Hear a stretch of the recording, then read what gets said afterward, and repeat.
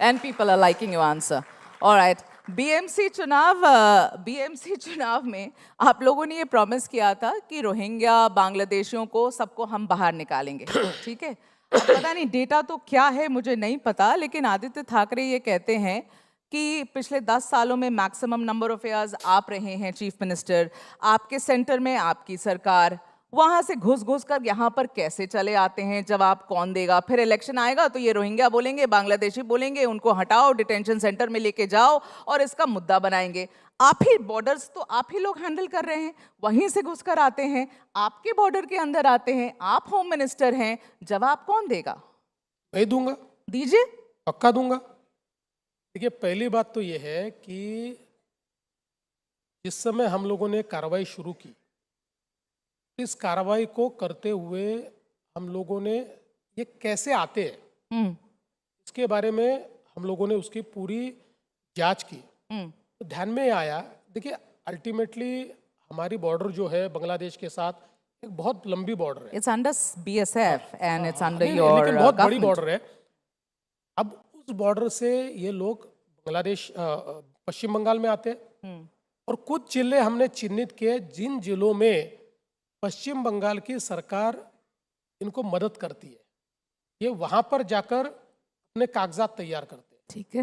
और वो कागजात तैयार करके फिर किसी न किसी बहाने मुंबई में आते हैं और मुंबई के होटल में, मुंबई के जिसको हम कहते हैं कंस्ट्रक्शन साइट्स पर, ये लोग वहाँ काम करना चालू करते हैं और फिर यहाँ के स्लम में रहना शुरू करते हैं।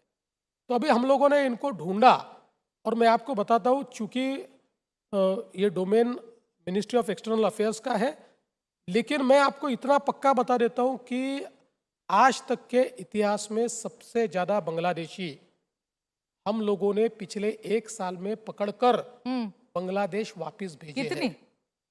ये मैं इसलिए, मैंने इससे पहले भी मुझे लोगों ने पूछा, ये मिनिस्ट्री ऑफ एक्सटर्नल अफेयर्स आपको बताएगा। मैं आपको इतना कह सकता हूँ कि भारत में बड़ी शांति के साथ ये कार्यक्रम पिछले 1 साल में बहुत ताकत से हुआ है और उसमें सबसे बड़ा नंबर ये महाराष्ट्र का है। हम लोगों ने उन लोगों को बांग्लादेश वापस भेजा है। लगातार हम लोग इसको ढूंढ रहे हैं, ये लोगों को। और अभी तो हम लोगों ने जो आईआईटी बॉम्बे है उसके साथ मिलकर, क्योंकि देखिए ये तो बांग्लादेशी जो हमारे यहाँ आते हैं, आने के बाद इनको ढूंढना आसान नहीं होता। बोलते हमारे जैसे ये, दिखते हमारे जैसे ये, तो ये बंगाली मुसलमान है या बांग्लादेश से आया है, ढूंढना थोड़ा कठिन जाता है। और ये चूंकि वहाँ से पश्चिम बंगाल से सारे कागजात बनाकर आते हैं तो और भी मुश्किल जाता है। लेकिन अभी हम लोगों ने काफ़ी इनके रैकेट्स भी ढूंढे और अब आईआईटी बॉम्बे के साथ हम एक आर्टिफिशियल इंटेलिजेंस का टूल तैयार कर रहे हैं, जिसमें अभी तक हमको 60-65% सफलता मिली है। और इस टूल का इस्तेमाल करते हुए हम लोग बहुत फास्ट, क्या टूल है? अभी आएगा तो बताऊंगा आपको। हाँ। इससे हम लोग बहुत फास्ट जांच कर पाएंगे कि ये बंगाली मुसलमान है या बांग्लादेश से आया हुआ है, और उसके बाद और तेजी से हम इसको पूरा करेंगे। देखिए, पहली बात तो आप इस बात को समझ लीजिए कि जब तक पश्चिम बंगाल की सरकार इस मामले में कड़ाई से काम नहीं करती तब तक इसको रोक पाना कठिन है। लेकिन हम लोग लगातार ध्यान देकर, हमने हमारे जो यहाँ पर कंस्ट्रक्शन साइट्स है उसमें भी अब सब लोगों को जिम्मेदारी दी है कि आप लोग किसको एम्प्लॉय करते हो या आप लोगों ने उसकी जांच करनी चाहिए। अगर आपने गलत लोगों को एम्प्लॉय किया, लाया, क्योंकि ये सस्ते में आते हैं, सस्ता कम पैसे में काम करते हैं, तो उस लालच में इन लोगों को काम मिल जाता है। तो हमने उनको कहा है कि आपको भी हम लोग इसमें लपेटेंगे और आपको भी इसका जवाब देना पड़ेगा। तो गलती सारी ममता बनर्जी की और किसी की नहीं? नहीं, देखिए बड़ी गलती उनसे है, सारी उनकी ऐसा नहीं कहूँगा। ओके, चलिए आगे बढ़ते हैं। वैसे फडणवीस जी इन चुनावों की बात कर रहे हैं, and something very tragic has also happened. मौका नहीं लगा आपसे उसके बारे में बातचीत करने का। अब इन्हीं चुनावों के बीच your very dear friend Ajit Pawar ji की मृत्यु हो जाती है प्लेन क्रैश में। एक ऐसा वैक्यूम क्रिएट हुआ है आपकी सरकार में, यहाँ की पॉलिटिक्स में, जो शायद भरा नहीं जा सकता है। And you have been getting emotional every now and then. We've seen that. You wrote that article, Dada, you missed the deadline. That really touched people's hearts, Fadnavis ji. Just want to know how you're dealing with that loss, because he was a dear friend of yours.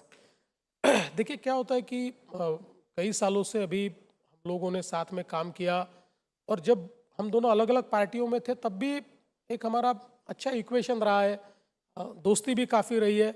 और मैं हमेशा ये कहता हूँ कि अजीत दादा एक ऐसे पॉलिटिशियन थे जो बहुत प्रैक्टिकल विचार करने वाले व्यक्ति थे। आपने मुझे मेरे पिछले हाँ इंटरव्यू जी, में बिल्कुल। प्रैक्टिकल मित्र कहा हाँ, था वो उनके बारे में। एकदम हर पॉलिटिक्स में समय की मांग क्या है ये समझने वाले आदमी वो थे। कभी ईगो में नहीं अटकते थे, या कभी एक प्रकार से पॉलिटिक्स में जिस समय जो निर्णय लेना चाहिए लेने वालों में से वो थे। और हम लोगों का इक्वेशन काफ़ी अच्छा था। सरकार चलाते हुए भी हम लोग साथ में ठीक से काम करते थे। और स्पेशली क्या था कि अजीत दादा का फिस्कल प्रूडेंस के मामले में काफ़ी एक उनकी बात होती थी। एज ए फाइनेंस मिनिस्टर वो काफ़ी कड़ाई से काम करते थे, तो मुझे भी वो चीज़ें पसंद थी। इसलिए मुझे ऐसा लगता है कि अचानक उनका हमारे बीच से चला जाना, निश्चित रूप से ऐसे समय जो आदमी के साथ रोज आप काम कर रहे हो, उसके एक दिन पहले हम लोग सुबह कैबिनेट में साथ में थे, फिर इंफ्रास्ट्रक्चर कमेटी में साथ में थे, उसके बाद करीब पौने एक घंटा हम लोग साथ में बैठे थे, कई चीज़ों पर हमने बातें की। तो ऐसे समय मतलब जब एक अनइमेजिनेबल इस प्रकार की ऐसी घटना होती है, तो it comes to you like a shock. तो हमारे लिए भी एक शॉक था। लेकिन अब गाड़ी तो हमारी आगे बढ़ रही है, आगे अब बढ़ रही है, लेकिन गाड़ी तो कभी आखिरी रुकती नहीं है। जी, आखिरी कब बात हुई आपकी अजीत पवार जी से, और किस बारे में बात हुई, अगर आप बताना चाहें तो? नहीं, मैंने कहा कि जैसे एक दिन पहले हमारी कैबिनेट की बैठक हुई, उसके बाद इंफ्रास्ट्रक्चर कमेटी की बैठक हुई। इंफ्रास्ट्रक्चर कमेटी की बैठक में भी कई चीज़ों पर हमारी चर्चा हुई, जैसे कैपिटल फॉर्मेशन क्यों कम हो रहा है, कॉस्ट ओवररन्स क्यों होते हैं, इसके ऊपर हम लोगों ने काफ़ी बातचीत की। उसके बाद फिर हम लोग मेरे एंटी चैम्बर में बैठे, उस समय हमने पॉलिटिकल बातें की, क्या चल रहा है उनकी पार्टी में, क्या चल रहा है, हम लोगों के जो स्थानीय निकाय के चुनाव है उसमें कौन से जिले में क्या करना है, ऐसी कई चीज़ें की। एक दो लोग उनके आए, उनके साथ बातचीत की, फिर हम दोनों अकेले बैठे, तो कई प्रकार की बातचीत हमारी उस समय हुई। मुझे ऐसा लगता है कि मतलब कभी ऐसा लगा ही नहीं कि वो आखिरी बात होगी। यू थिंक आपकी गवर्नेंस और administration will that feel the same to you after him? देखिए, अल्टीमेटली हर व्यक्ति अपनी एक जगह बनाता है, और जब वो व्यक्ति नहीं होता तो कहीं ना कहीं एक वैक्यूम तो आपको फील होता ही है। लेकिन अल्टीमेटली आगे तो बढ़ना पड़ता है, तो वो तो धीरे धीरे उस वॉइड को समय के साथ जो व्यवस्था है वो व्यवस्था भरते रहती है। इसलिए अब हम लोग आगे बढ़ रहे हैं। अब सुनेत्रा ताई जो उनकी वाइफ है, she has become deputy chief minister, she is trying to cope up, वो प्रयास कर रही है, हम लोग उनके साथ में, तो गाड़ी आगे बढ़ते रहेगी। हाँ, आप बिल्कुल सही कह रहे हैं, जिंदगी का नाम ही है आगे बढ़ना फडणवीस जी, और आप लोग बढ़ रहे हैं आगे।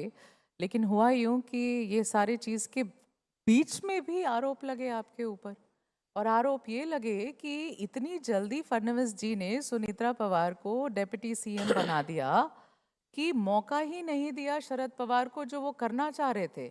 शायद उस वक्त विलय की बात हो रही थी दोनों गुटों के बीच में, शायद अगर आप थोड़ा समय दे देते तो विलय हो भी जाता, और अगर ऐसा होता तो शरद पवार के चुने हुए कोई इंसान आपके डेप्यूटी सीएम होते, सुनेत्रा पवार नहीं होती। पर आपने ये मौका शरद पवार को दिया नहीं। Once again you snatched it from right under his nose, which you are very smart at doing. तो ये तो आरोप आपके ऊपर लगे, क्या कहें? देखिए, रॉन्ग नंबर है, क्योंकि उनकी पार्टी है, मेरी पार्टी थोड़ी है। राष्ट्रवादी कांग्रेस पार्टी ने बैठकर ये निर्णय किया कि सुनेत्रा पवार जी को डिप्यूटी चीफ मिनिस्टर बनना चाहिए। डेट उन्होंने तय की, वो मेरे पास आए, उन्होंने मुझे कागज़ दिया, उन्होंने कहा कि इस डेट को करना है, हमारे को कोई आपत्ति नहीं थी। उन्होंने कहा तो हमने उसको हाँ पड़ी। इसलिए ये कोई निर्णय हमने किया हुआ निर्णय नहीं है, ये उनकी पार्टी ने किया हुआ निर्णय है। और कभी कभी वक्त का एक तकाजा होता है। अब देखिए, आपको याद होगा कि जिस समय स्वर्गीय श्रीमती इंदिरा जी की बहुत ही हत्या हुई थी, एक बिल्कुल जिसको घृणास्पद कह सकते हैं, इस प्रकार की उनकी हत्या हुई थी।